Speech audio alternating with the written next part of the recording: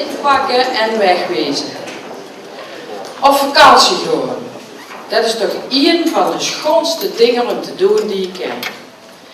En dan liever niet van die hele verre reizen naar een veelste warm apenland. Als je er eerst een studie van moet maken van wat je wel en niet kunt doen in zo'n land, en dan nog spuiten en pillen moet halen om de reis te overleven, daar hou ik niet zo van. Lekker in ons eigen land of op de Pruis, Oostenrijk of Italië, dat vind ik al wiet en mooi zat. Nooit zal ik de eerste keer vergeten. De eerste keer. En dat bedoel ik niet die hemelse ervaring op een zwoele zomerhoofd op een buitenlandse camping. Dat bedoel ik de eerste keer dat je op vakantie gaat en de koffers in moet pakken. Ik ging samen met de familie en ons kinderen kamperen. Voor het eerst. We leenden een grote nitte huffe bungalowtent en gingen naar Luxemburg. Niet te wiet. Kosten we altijd nog de knommel bij inpakken en we gauw naar huis als het bleef regenen. Wat moesten we voor zo'n vakantie inpakken?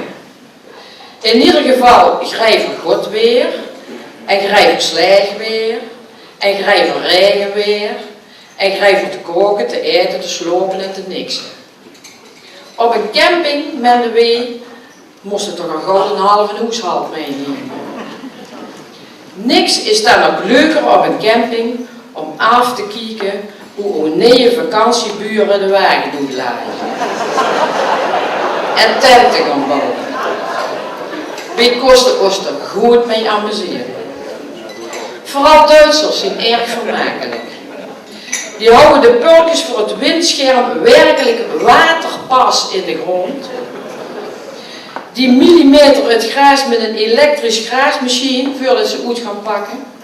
Ze rollen nog net geen pinrood doen op een stukje. En die hebben dan ook nog een familielid met een grote wagen die dan een levensgrote koelkast kunt brengen en een grote schub voor het graad. Op het strand. Die bouwen ook geen tenten, maar die hebben een caravan. Geen sleurhut, maar in een tabbert met alles erop en eraan, 15 meter lang. Maar laten we eerlijk zijn. En een Hollander giet ook niet 14 dagen kamperen zonder hagelslag, pindakiers, appelmos, de kierschrief, vlees en blik, de westmulen, de schottel en de antennebrooi en de mut pataten.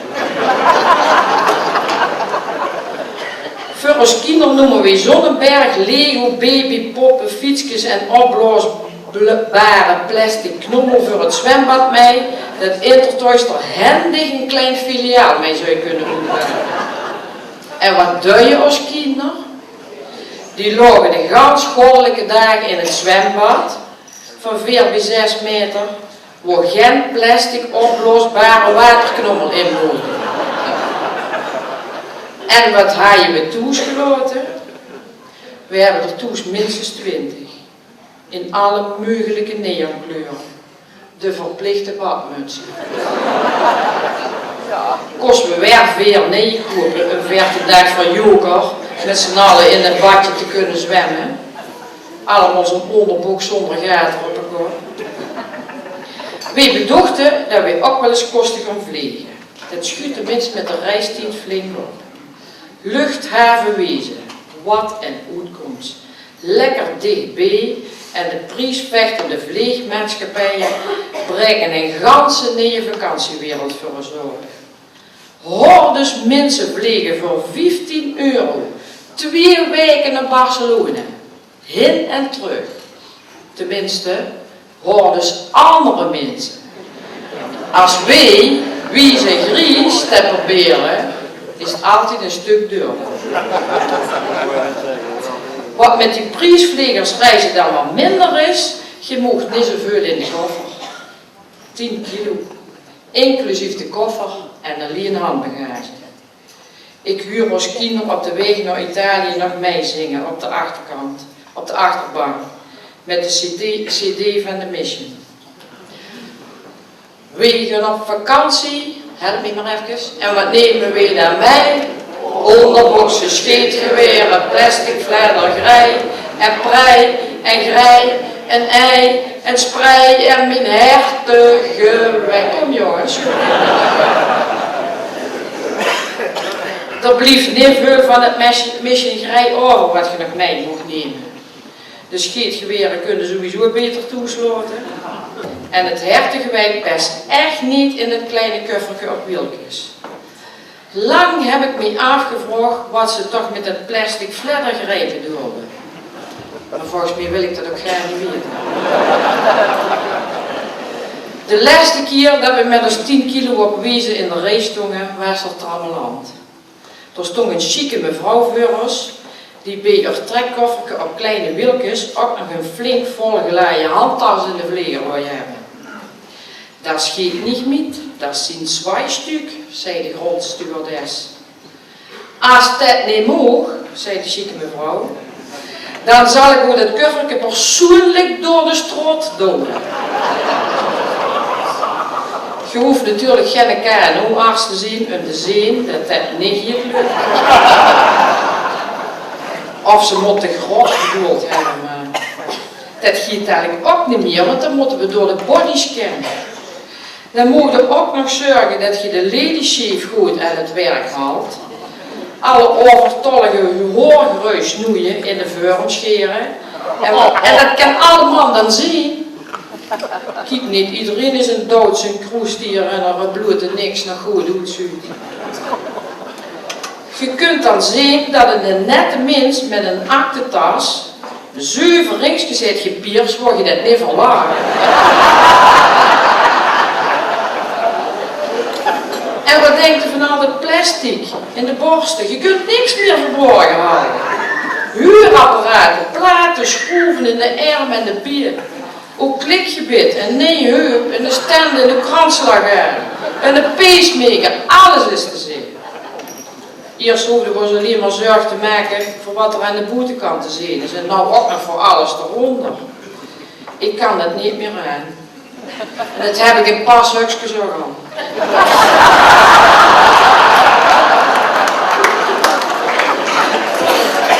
Het mooiste van op vakantie gewoon, zeggen ze altijd, is het toeskomen. Nou, ik vind het niet.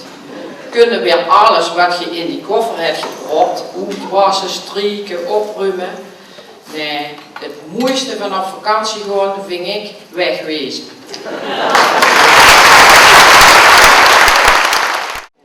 Hallo, het heeft weer een 20 jaar geduurd. Maar daar ben ik weer, Gerritje. Je weet wel, het neefje van Frenske, Gratje. Met pap gaat het weer goed. Maar hij is erg ziek geweest. Eerst had hij de Mexicaanse griep, maar dat was niet zo erg. Dat was de voorronde. Maar gelukkig is hij er doorgekomen. Toen kreeg hij een kijkoperatie, omdat hij last had van Maastrichter staart. Toen hoorde hij niet goed meer, maar nu heeft hij een hoorapparaatje en is hij weer hardhorend. We mogen niet te hard praten, want dat vreet te veel batterijen, zegt hij. Mam heeft ook geen batterij, maar dat is geen pendrive.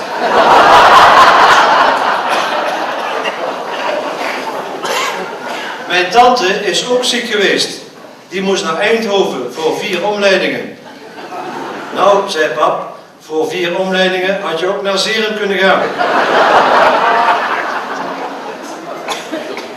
En mijn oom heeft een prostaatoperatie gehad. Dat vond hij wel lullig. En hij is ook nog failliet gegaan. Dat heeft hij niet verdiend.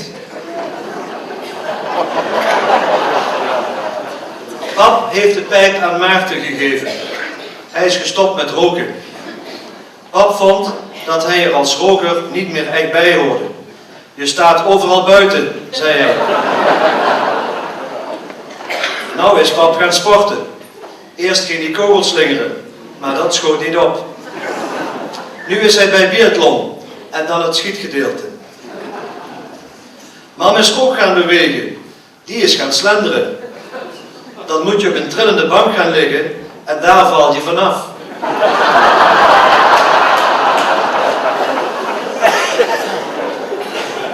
Op school gaat het best wel goed. Bij wiskunde vroeg de meester of ik de stelling van Pythagoras kende. Ik zei nee meester, we hebben de nieuwe IKEA-gids nog niet gehad.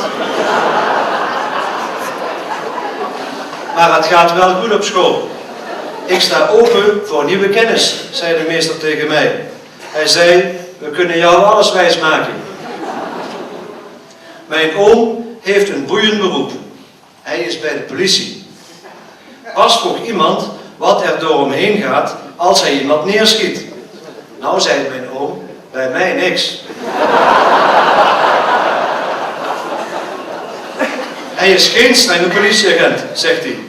Af en toe moet je een oogje dicht doen. Dan kun je beter mikken. Mijn tante ziet er graag jong uit. Ze is achter in de 50, maar voor in de 30.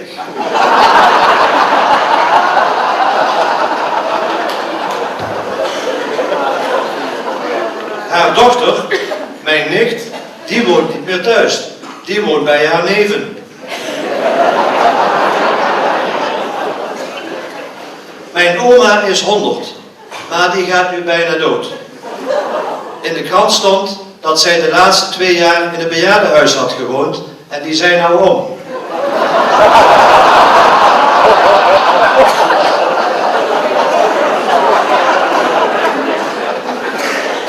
Met opa gaat het wel goed.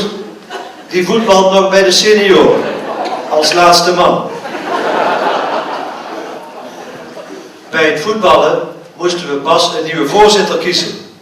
Dat was heel spannend, want er waren 40 stemmen en er waren 20 stemmen voor tegen en 20 stemmen tegen voor.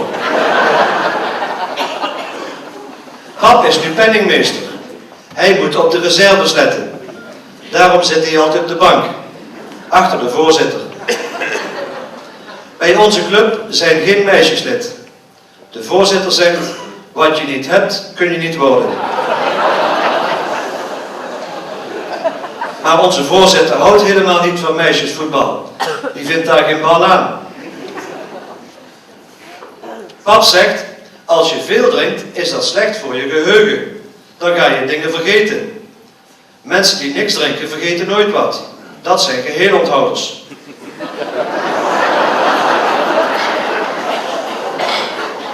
In mijn klas zit een meisje met heel lange benen. Maar daar mag je niks van zeggen, want dan loopt ze op hoge poten naar de meester. Eerst had mijn zus een pony en een paardenstaart, maar nu is ze vegetarisch geworden op haar hoofd. Nu is het haar superkort. Als die bij de kapper komt, zegt ze altijd, doe maar een beetje bijknippen. Ze had ook een vriendje. Samen zijn ze naar de musical Jeans geweest. Maar mijn zusje houdt meer van rockmuziek. Na de voorstelling wilde hij haar kussen, toen het licht nog aan was. Toen heeft zij het uitgemaakt. Zo zie je maar weer. Er is altijd wat. En dat is niks. Misschien dat ik volgend jaar wel weer iets weet. Met de groeten van Gerritje en tot na de pauze.